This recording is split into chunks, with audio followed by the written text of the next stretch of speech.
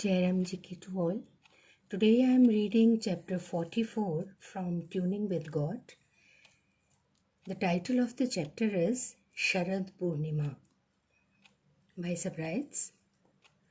It was a moonlit night. Shri Krishna played on his flute in a forest. The gopis heard the music. It was very inviting. It was irresistible. Was it music or magic? It had cast such a spell on them. Gopis immediately set out for where their bewitching beloved was. They were all running in the same direction, in his direction. But none wasted a second in whispering it to another. They could not afford to waste time to suffer him wait a moment more than necessary. Some gopis were serving meals to their husbands, others milk to children. Some were regaling guests, others dining in the kitchen. They left everything where it was. Their food was half cooked or milk half boiled. It was left to its fate. If aught in hand, they left it there midway.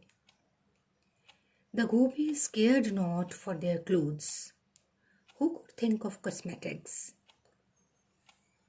They looked not to their dishevelled hair or to ornaments wrongly worn.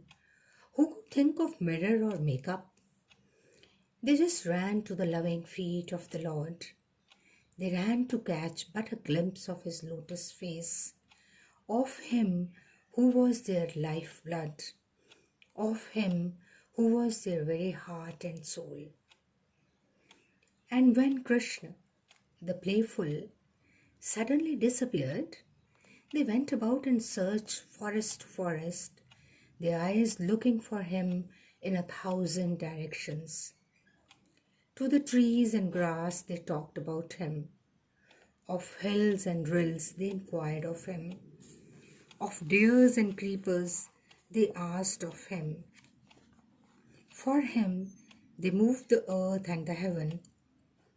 His leelas they imitated. They began to believe, to feel that they themselves were Krishna. So were they lost in him. So did they lose all notions of time and place. In the long quest, they got into the thick of the jungle. They beat a retreat, afraid lest Krishna hides deeper in the darker jungle and thorns pick and prick his lotus feet.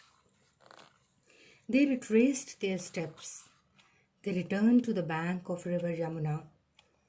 They sat there and sang in chorus about their Aldislam fest. Tears trickling down their eyes sought his return, the return of the loving lover lost. The master of all but the servant of love, he came back to them. He held them to his heart, to their heart's content, nay, to his own heart's content. The divine and the devoted were united in ineffable ecstasy. If we want to win Sri Krishna's heart, we need develop the frame of mind, the mental attitude of the gopis. Thank you so much, Bhai Sir. Jairam Ji ki to all.